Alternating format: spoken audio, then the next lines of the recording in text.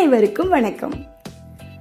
இந்த வீடியோ கலைத்திருவிழா போட்டிகள் மாநில அளவில் எப்படி நடைபெறுது அப்படிங்கிறதுக்கான வீடியோ தான் இது.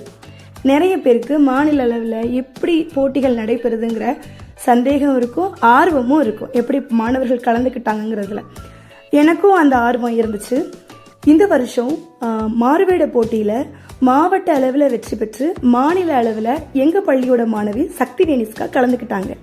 இவங்க மூலமா அந்த போட்டிகளை பார்க்குற ஒரு வாய்ப்பு எனக்கு கிடைச்சிச்சுன்னே சொல்லலாம். பார்க்கலாமா?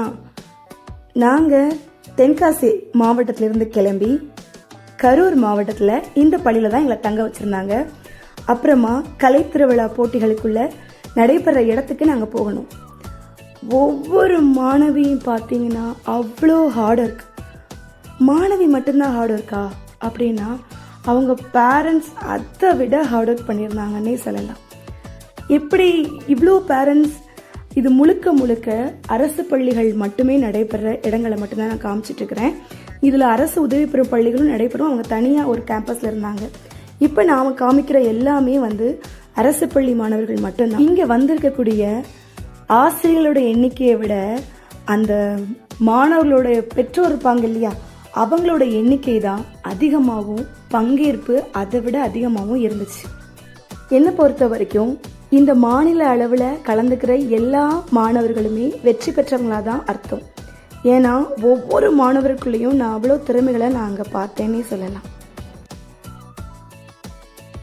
சரி, இங்கே இருக்கிற எந்த மாணவருமே அவ்வளவு சாதாரணமாக மாநில அளவு போட்டிகளில் கலந்துக்கிடவே முடியாது. அதுக்கு அவங்க போட்ட உழைப்பு, அவங்க ஆசையோட ஊக்கம், பெற்றோரோட முயற்சி, இது எல்லாமே கைகோத்து நிற்கணும். ஓகே, இந்த மாநில அளவில் போட்டியில் கலந்துக்கணும்னா நம்ம மாணவர்கள் எத்தனை போட்டிகளை கடந்து வர்றாங்கன்னு பார்க்கலாமா? கலைத்திருவிழா போட்டிகள் அனௌன்ஸ் பண்ண நாள்லேருந்து ஒரு 10-15 நாளுக்குள்ள யார் யாரெல்லாம் கலந்துக்கலாங்கிறன்னு சொல்லிட்டு ஆன்லைனில் முதல்ல அவங்களுக்கான ரெஜிஸ்ட்ரேஷன் பண்ணணும். இதை அந்தந்த ஸ்கூல் டீச்சர்ஸ் மட்டும்தான் பண்ண முடியும். அதுக்கப்புறமா ஜீவோவில் இருக்கக்கூடிய, அதாச்சும் தலைப்பில் என்னென்ன தலைப்பு கொடுத்துருக்காங்க அதை தழுவி என்னென்ன போட்டிகளோ அந்தந்த போட்டிகளுக்கு அவங்கள தயார் பண்ணணும். தயார் பண்ணி ஸ்ட்ரைட்டாக ஸ்டேட்டுக்கு வந்துடுவாங்களா? அப்படியெல்லாம் கிடையாதுங்க. முதல்ல குறுவள மையம்னு சொல்லுவாங்க. இந்த லெவலில் மினிமம் ஒரு 15 ஸ்கூல் கலந்துக்குவாங்க. இந்த ஸ்கூல்களில் போட்டியில் கலந்துக்கணும். முதல்ல வர்ற மாணவன் தான் மட்டும்தான் அடுத்த லெவலுக்கு போக முடியும். செகண்டோ தேர்டோ வாங்கினா அதோட அந்த மாணவன் ட்ராப் ஆயிடுவாங்க. எந்த மாணவன் போட்டியில் முதலிடம் வர்றாங்களோ அவங்க தான் லெவல் 2க்கு போக முடியும். இங்கே லெவல் 2 அப்படிங்கிறது வட்டார லெவலில் நடக்கக்கூடிய காம்படிஷன்ஸ். இந்த வட்டார லெவலில் காம்படிஷன் கொஞ்சம் ஹெவியாக இருக்கும். இந்த வட்டார லெவலில் போட்டியில் முதல் பரிசு, அதாச்சும் முதல் மாணவனாக வந்தால் மட்டும்தான், தேர்ந்தெடுக்கப்பட்டால் மட்டும்தான் மாவட்ட அளவில் உள்ள போட்டிகளில் கலந்துக்க முடியும். எவ்வளோ கஷ்டம் பார்த்தீங்களா? மாவட்ட அளவில் போட்டிகளில் எவ்வளோ இருக்குன்னு பாருங்க. எவ்வளோ போட்டி இருக்கும், எவ்வளோ மாவட்டத்தில் கிட்டத்தட்ட இருக்கிற எல்லா பிளாக்லையும் ஃபர்ஸ்ட் எடுத்த மாணவர்கள் மட்டும்தான் வருவாங்க. அவங்க கூட போட்டி போடணும். அதில் மாவட்ட லெவலில் யார் முதலிடம் வர்றாங்களோ அவங்க மட்டும்தான் மாநிலத்தில் கலந்துக்க முடியும். 2வது இடம் 3ஆம் இடம் வாங்குறவங்களுக்கு வாய்ப்பு கிடையாது. இப்படித்தான் மாநிலத்தில் கலந்துக்கிறாங்க. மாநிலத்தில் கலந்துக்கிற அத்தனை மாவட்ட மாணவர்களும் எவ்வளோ திறமையானவங்களா இருப்பாங்க. இங்கே பார்க்கும்போது தான் எவ்வளோ திறமையான மாணவர்கள் அரசாங்க பள்ளிகளில் இருக்கிறாங்க. அவங்கள திறமைகள் எல்லாம் பார்க்கும்போது மெய் சிலிர்த்துச்சு. முதல் முறையாக எங்கள் பள்ளி மாநில அளவில் இந்த வருஷம் தான் கலந்துக்கிட்டாங்க. எனக்கு பரிசு வாங்கலன்னு கொஞ்சம் கூட கஷ்டமாக இல்லை. ஏன்னா என் மாணவி இவ்வளோ பெரிய காம்படிஷனில் கலந்துக்கிட்டதே எனக்கு பெருமை தான், எங்கள் பள்ளிக்கும் அது பெருமை தான். நாங்கள் எல்லாருமே மாநில அளவில் தொடர்றதையே ரொம்ப பெருமையாகவே நினச்சோம். இந்த வருஷம் இல்லாட்டா கூட இனிமே வரக்கூடிய வருடங்களில் இன்னும் சிறப்பாக எங்கள் ஆசிரியர்கள்லாம் பணிபுரிந்து மாநில அளவில் தொடர்றதுக்கு என்னென்ன எங்கள் பிள்ளைங்களுக்கு ஊக்கம் கொடுக்கணுமோ அதை கொடுக்கணும்னு சொல்லிட்டு எங்கள் பள்ளி மீட்டிங்லேயே நாங்கள் முடிவெடுத்தோம். இந்த போட்டியில் கலந்துக்கிற எல்லா மாணவர்களுமே அந்த அளவுக்கு அவங்க எஃபர்ட்டை போட்டாங்கன்னு நான் நேர்லேயே பார்த்தேன்.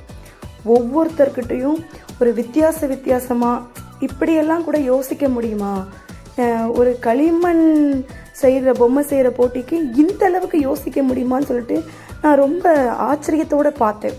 என் மாணவியை நான் ஒரு இடத்துல உட்கார வச்சுட்டு நான் எல்லா இடமும் சுற்றி எப்படி இந்த மாணவர்கள் இந்த அளவுக்கு வர்றாங்க அப்படிங்கிறத நான் பார்த்தேன். இந்த ஈவெண்ட்டில் எனக்கு ஒரு மறக்க முடியாத சம்பவம் நடந்துச்சு. காலையில் இதில் எப்படி டோக்கன் செலக்ட் பண்ண சொல்லுவாங்கன்னு எங்களுக்கு தெரியாது. மாணவிகள் எல்லாமே, அதாவது பங்கெடுக்கிற மாணவிகள் எல்லாம் உள்ளே வாங்கன்னு சொன்னாங்க. என்னோட மாணவியும் போனால் இதுலேருந்து ஒரு சீட் எடுத்துக்கோங்க அப்படின்ட்டாங்க. அவள் சீட்டை ஓப்பன் பண்ணவே இல்லை, வந்து என்கிட்ட தான் கொடுத்தா. நம்பர் பார்த்தீங்கன்னா 35. எனக்கு ரொம்ப கஷ்டமாக இருந்துச்சு. ஆகா, மேக்கப்பெல்லாம் போட்டு உட்காந்து வச்சிட்டோமே, 35வது டோக்கன் சொல்லிட்டாங்களே அப்படின்ட்டு.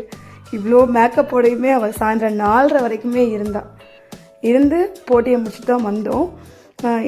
முன்னாடி உள்ள நம்பர்ஸ்லாம் கிடைக்கலான்னு கேட்டால் 1ஆம் நம்பரே இருந்துச்சு, நான் தான் வேண்டான்னு சொன்னேன் அப்படின்னு சொல்கிறா. அப்புறம் எனக்கான நேரம் வந்துச்சு. வந்ததுக்கப்புறம் அவளுக்கு பதட்டமாக இருக்கோ இல்லையோ, எனக்கு ரொம்ப பதட்டமாக இருந்துச்சு. குடுக்குடுன்னு ஓடி போய் உள்ளே, இதுதான் எங்களுக்கு கொடுத்துருக்க ரூமு, ஜட்ஜஸ் இந்த உட்காந்துருக்காங்க, இவங்க முன்னாடி நாங்கள் செட் பண்ணுறதுக்கு டைம் கொடுத்தாங்க, பொறுமையாகவே செட் பண்ணுங்க அப்படின்னு சொல்லிட்டாங்க. எனக்கு முன்னாடி மரம் அப்படிங்கிற கான்செப்ட் அங்கே ப்ளே பண்ணியிருந்ததுனால ரூம் ஃபுல்லாக ஒரே மண்ணாக இருந்துச்சு. அவங்க அதெல்லாம் ஒன்றும் கேர் பண்ணாதீங்க, நீங்கள் பிள்ளைய வந்து பண்ண சொல்லுங்கள் அப்படின்னாங்க. எனக்கு தான் கொஞ்சம் ஒரு மாதிரி படப்படன்னு இருந்துச்சு. அதுக்கப்புறம் அவகிட்ட நீ ரொம்ப கூலாகவே பெர்ஃபார்ம் பண்ணுன்னு சொன்னோம். பெர்ஃபார்ம் பண்ண ஆரம்பிக்கும் போதே டோரை க்ளோஸ் பண்ணிட்டாங்க. அதுக்கப்புறம் நம்ம பார்க்க முடியாது அவங்கள. முடிச்சுட்டு வெளியில் வந்ததுக்கப்புறம் தான் அவங்கள நம்ம வந்து பார்க்க முடியும். அந்த லெவலில் ப்ரோக்ராம் முடிஞ்சிச்சு.